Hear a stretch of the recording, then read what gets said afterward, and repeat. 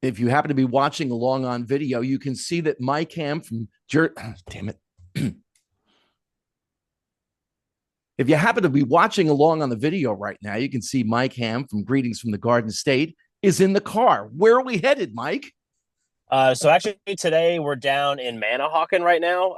Goldfish, the snack that smiles back. Here's a shameless Yep. plug for them. They're doing a car wash down here, like an orange themed car wash, and I had somebody covering this, and they backed out, so now I'm down here covering it. But I'm gonna get the truck wash. I'm gonna get some goldfish, and then I'm gonna go home. But that's why I'm all the way down here. So I'm sitting in a Wawa parking lot right now, waiting for the thing to be open. So Wawa has great coffee and sandwiches, by the way, as I'm it sure you sure know. does. Oh, I know. One of our highlights of New Jersey overall is a good Wawa, and this is a good. It's huge. It's a good one. So, what do you have for us this week, Mike? So this one is a pretty special guest. Probably one of the more notable guests that we've had, if not the most notable guest that we've had on the show so far.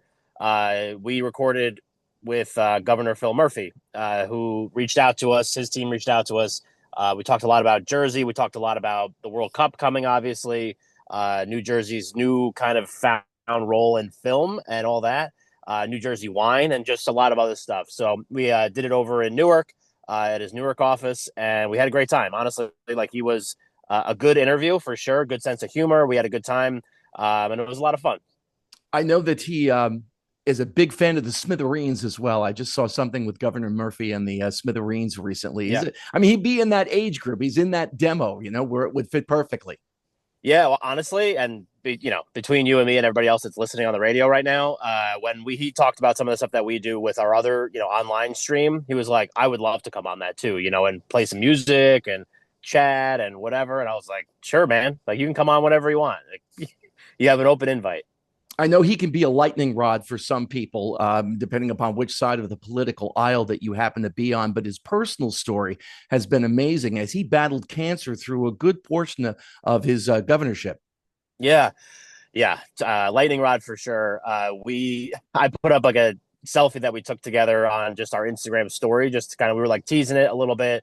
I didn't make any announcement that I put up the selfie afterwards, and I've already gotten more messages than normal on some of the things that we put up there. Some good, just like congrats on the get, all that kind of stuff, and then other ones, less than pumped. But some people hope that I asked a lot of hard questions, and I was like, you probably don't listen to the show. I don't even know how to ask a hard question. But yeah, his personal story is really interesting. And like I said, I mean, he's like you mentioned the Smithereens. He was talking about how he just went and saw Jack Antonoff at the Stone Pony Summer Stage, and just like someone. I mean, obviously he's a bright guy. I mean, he ran different offices, international offices of Goldman Sachs. He was, obviously the ambassador to Germany for a while, then obviously the governor for the last 8 years. And so, but he really seems like he digs in on things and like really gets. Like, I mean, he knew me and my crew, our names before like we even sat down. I'm sure he got briefed on everything, but like he was on it. He didn't forget anybody. At the end of the thing, he took selfies with everybody, pictures with everybody. I mean, he was really just kind of like present for the moment, which I really appreciated because sometimes you have guests like that and they're not. But yeah, his story is pretty cool, and that's honestly what we do. We tell stories, and that was a good one to tell. As he comes down the home stretch of being governor of the state of New Jersey, what was the impression that you got of how he felt his legacy would be remembered? I did ask him about that, and not so much as a governor, because again, like I don't really care, but more more along the lines of just like a New Jerseyan because he's from Massachusetts originally. He eventually made New Jersey his home. And then I know part of it is he's the governor of New Jersey, like he has to be proud of the state. But I do sense like a genuineness to that, and I think that he's really proud of all the stuff that they've been able to accomplish. He's extremely pumped for the World Cup because he's a huge soccer fan. He's a big owns a big chunk of Gotham FC, and is one of the I think he's the longest longest tenured owner in the league that the Gotham FC plays in. And obviously like that's like a big mark on his legacy. The fact that like he was able to bring what will be the most watched event ever, not just sporting event, but event ever, to New Jersey, next year. And I think that's going to be a big piece of it. But, he's really proud to make this his home, raise his kids here. and just kind of be a part of the community. So I think that's where he kind of went with that answer.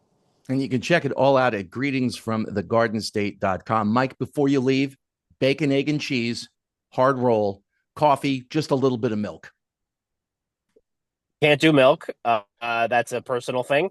No, it's for me, not you. Oh, okay. All right. I'll bring it back up. No I'll problem. pay you the next time I see you. It's going to be like a couple hours, but it might be a little cold, and both things might be cold by the time I get up there. So not a problem. I got you though. Don't worry.